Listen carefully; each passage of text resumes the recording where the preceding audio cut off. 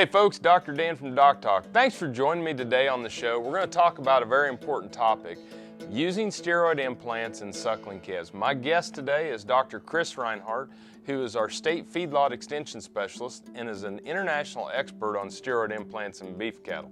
Thanks for joining me, and stay tuned after these messages.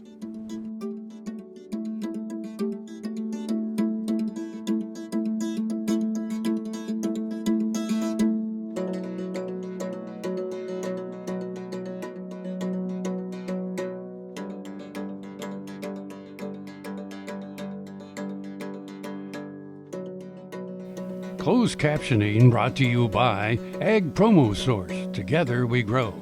Learn more at agpromosource.com. This segment brought to you by Kansas Regenerative Medicine. Your stem cells, your health, your life. Hey folks, welcome to DocTalk. Dr. Reinhardt, thanks for coming. Howdy. Folks, Dr. Chris Reinhardt, he is a PhD ruminant nutritionist, and he is the State Feedlot Extension Specialist for beef cattle here in the state of Kansas. He's over in the Animal Science Department, does a lot of work with me. I'm over here in the College of Vet Med, and you know, it's one of those things whenever we get to talking about steroid implants, we have a pretty good understanding of the feedlot, once they get there, but I still get a lot of questions about what are we going to do for suckling calves. And specifically, we have different groups of cattle. We have the ones that we're going to retain ownership, the ones we're not going to retain ownership. Some of them are going into the breeding herd, males and females and steers and bulls and, many different outcomes. So what are some of your general philosophies on this? Let's start out with potency of implants. You're right, Doc. The suckling calf offers us a few wrinkles that stocker cattle and feedlot cattle really don't provide us. But strictly in terms of some generalities, dosage of implant, I always say let's match the dose of the implant to the size of the animal and the amount of available nutrients for that calf. Right. So when we have a calf that's out there that's nursing and starting to nibble on grass, probably a lower potency implant? Exactly. We are really blessed in this country to have products available specifically for that animal at that stage of life and at that stage of nutrition. So give me some examples of the ones that we're talking about. Real commonly, we've got the Synovex C implants and similar doses to that. That's a low dose of estrogen and a low dose of progesterone in addition to that.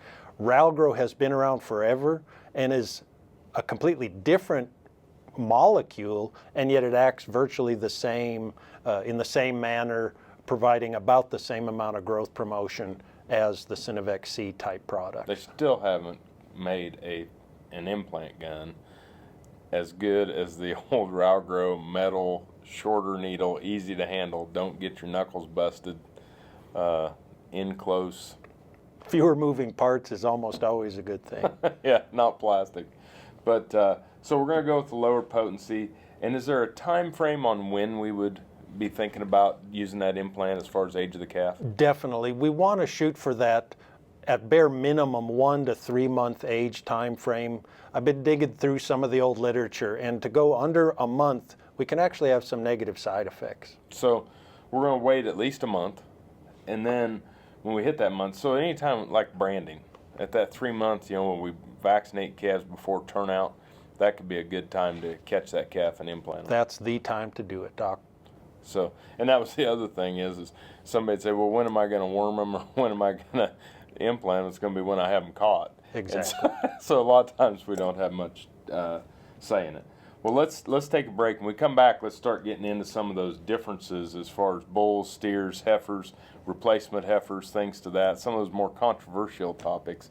Thanks for watching Doc Talk. We have a good one with us today, Dr. Chris Reinhardt from the Department of Animal Science and Industries here at Kansas State University.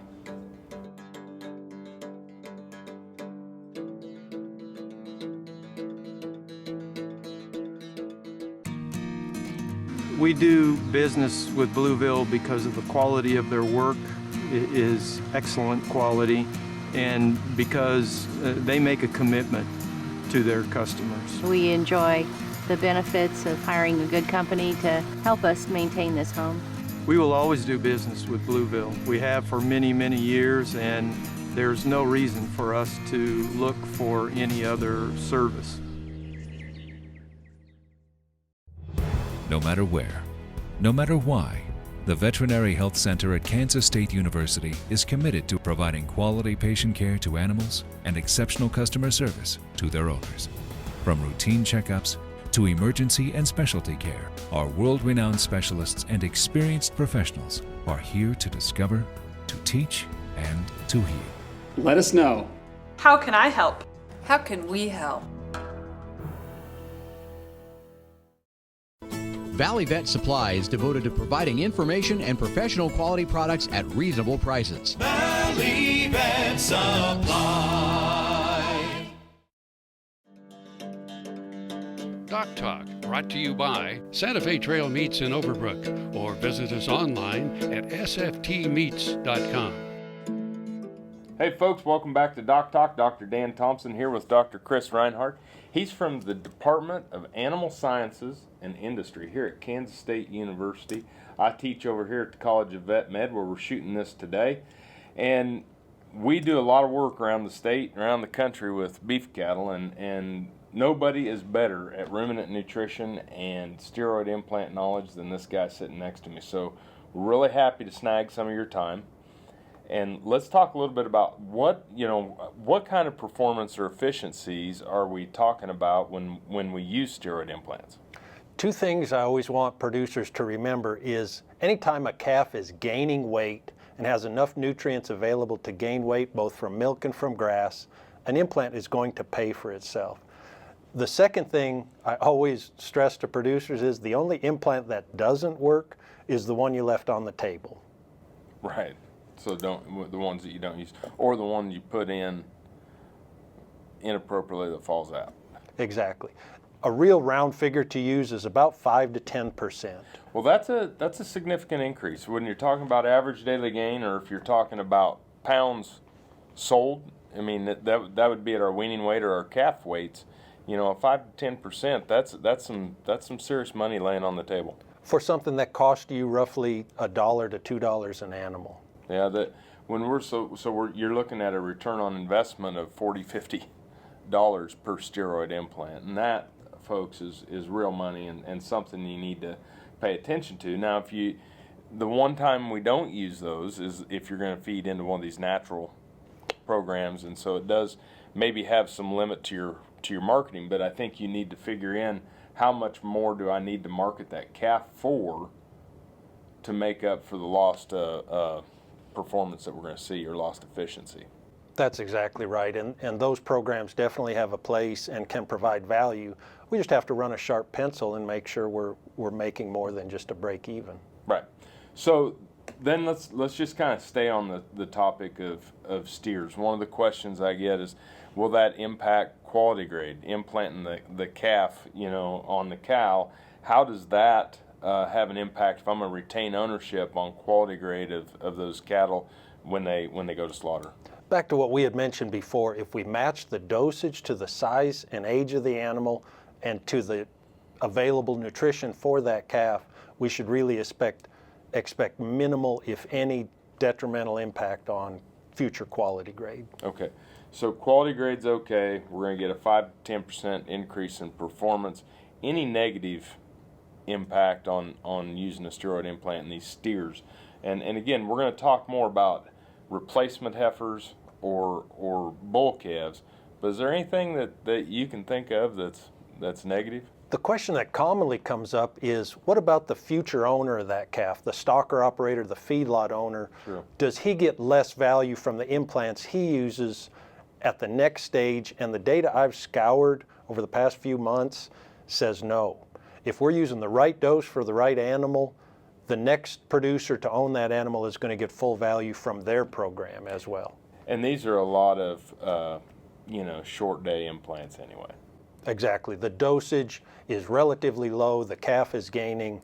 Should be a win-win. Great. Folks, when we come back, we'll talk more with Dr. Chris Reinhardt. You're watching DocTalk.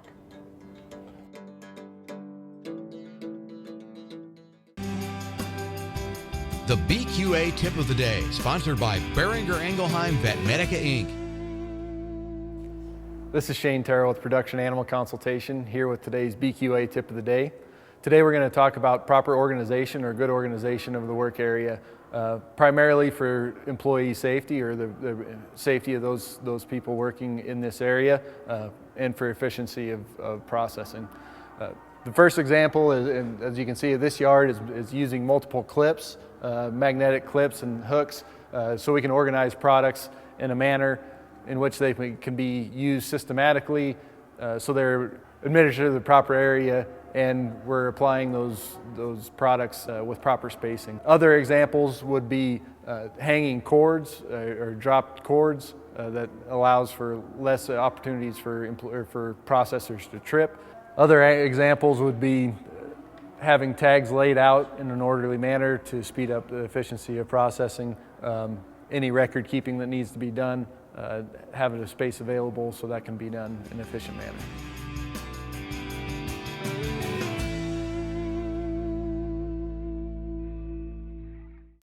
Next time you see a beautiful field of corn, reach out and thank the farmers who work tirelessly to raise corn for livestock feed, renewable fuels, and exports to feed a growing world population.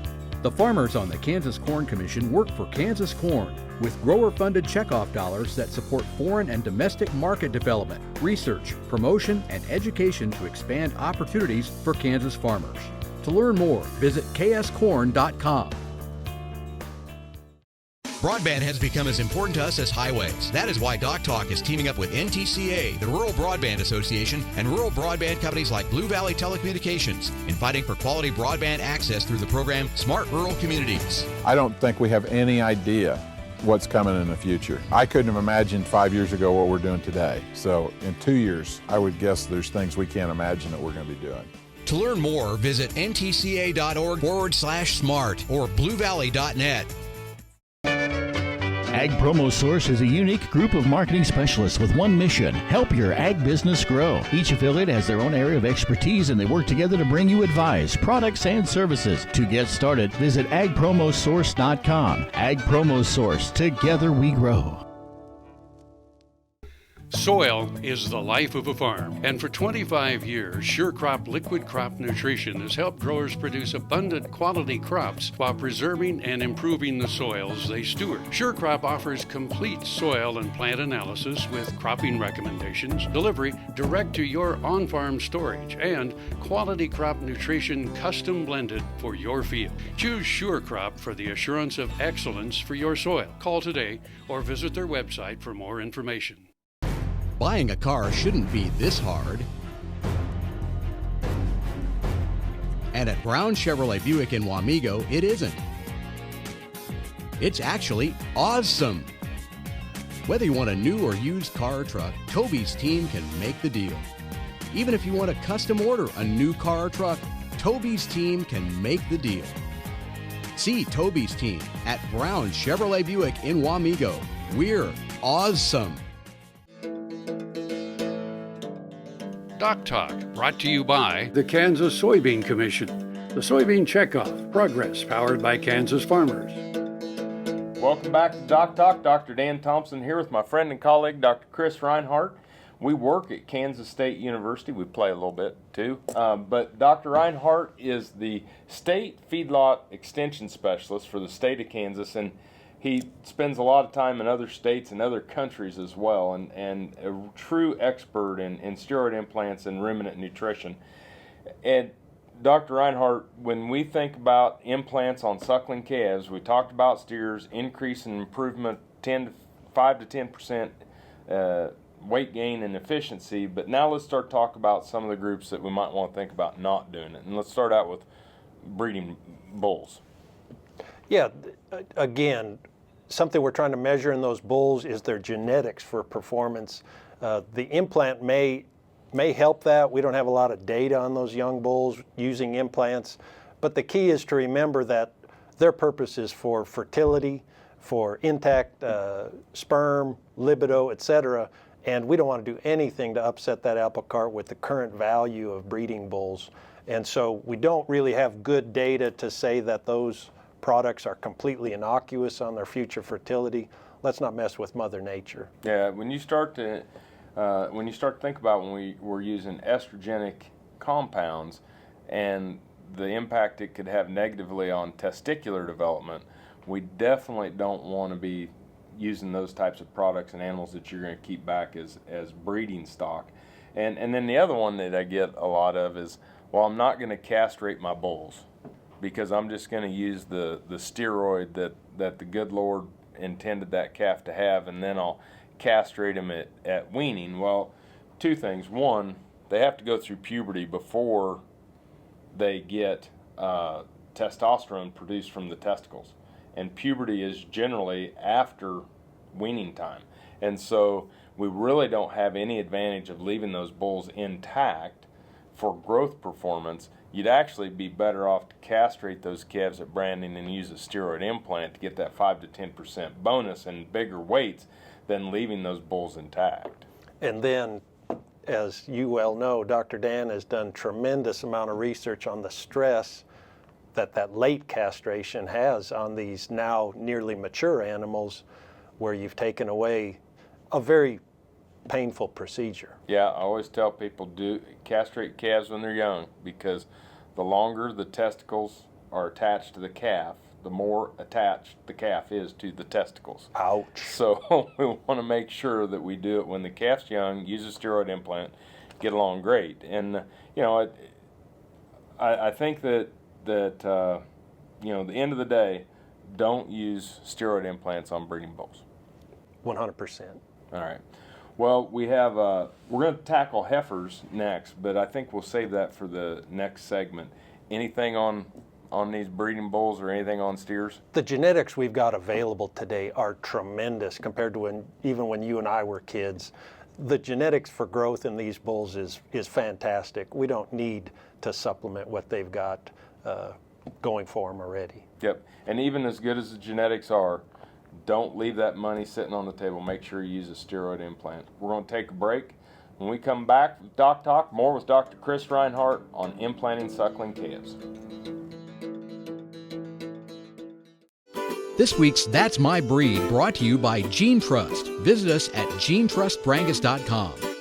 The adaptability of Brangus cattle are bar none as good as I've seen anywhere. You put them in an environment, it can be a low input environment, a high input environment, these cattle will excel. But the Brangus breed has a strength, in my opinion, in the commercial industry. We have marbling ability from Angus heritage that allows us to get that average choice and higher. And the number of commercial cattlemen that are sitting there buying these Brangus bulls and knowing that they're going home and producing commercial influence Brangus heifers that I know are going to excel in udder quality and fertility, longevity, and can produce a heavy weaning weight calf. It's just incredible to see commercial cattlemen utilize our cattle. Now's a good time to be invested in the cattle industry. And if you're going to do that, why don't you invest in the right genetics? Brangus genetics that you know will do it economically, they'll do it with limited inputs, and give you maximum outputs. That's where the profitability is.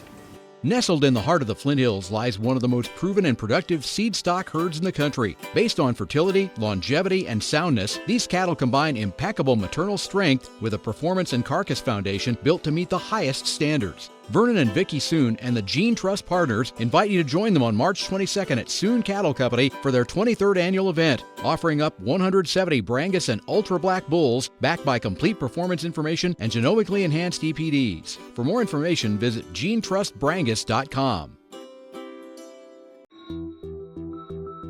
Hello, I'm Dr. Frank Lyons from Kansas Regenerative Medicine Center here in Manhattan, Kansas. Daryl was one of our patients that we did about 7 months ago. I dug trees by hand for years and years and years. In the process, I wore out my rotator cuff. But when I learned about this process, I thought if there's a way to get rid of this pain, then I want to do it. So we did it and it worked. And I'm not going to go out and dig trees with a shovel anymore, but I can do the things that I want to do now. Well, it's been very gratifying to help people with their painful joints and other entities. And it's been especially gratifying to be able to help people who I know and have worked with and known for many years.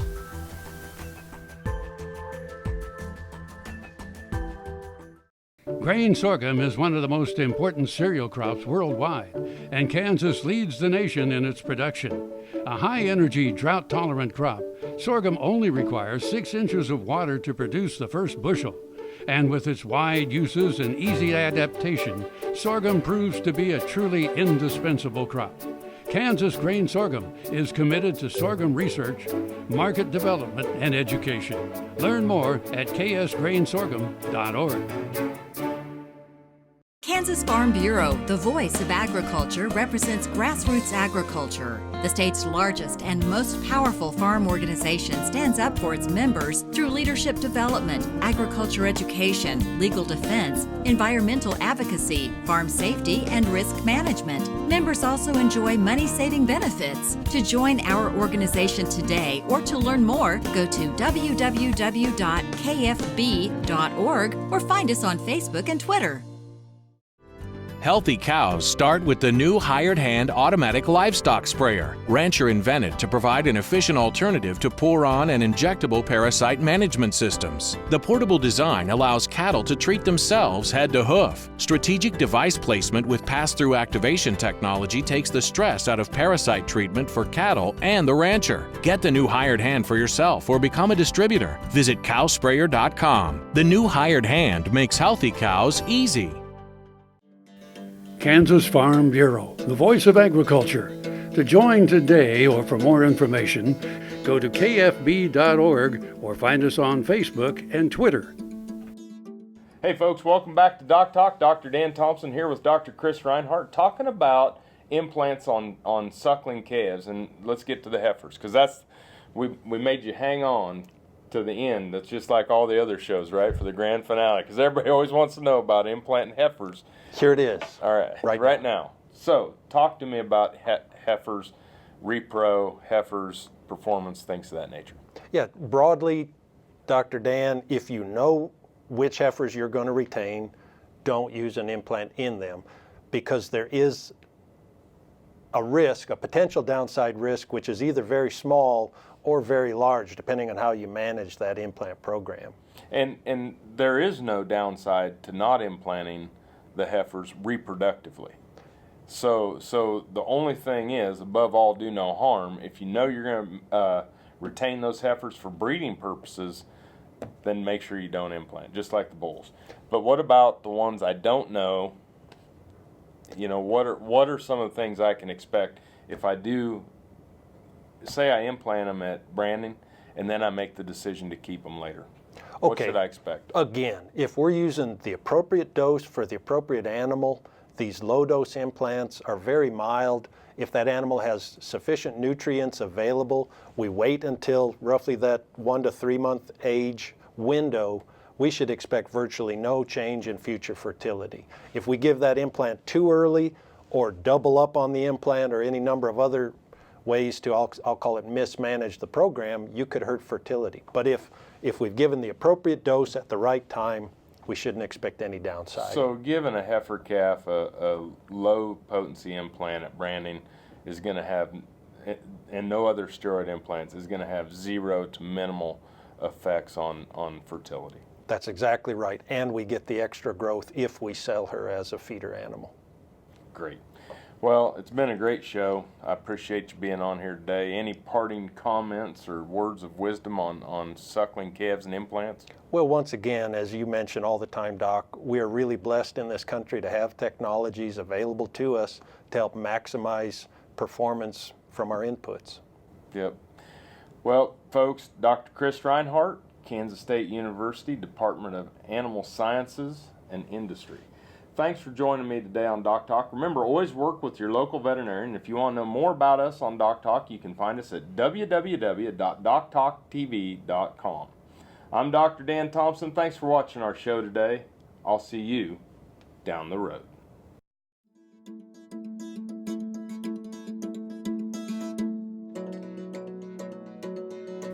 Closed captioning brought to you by Ag Promo Source. Together we grow. Learn more at agpromosource.com.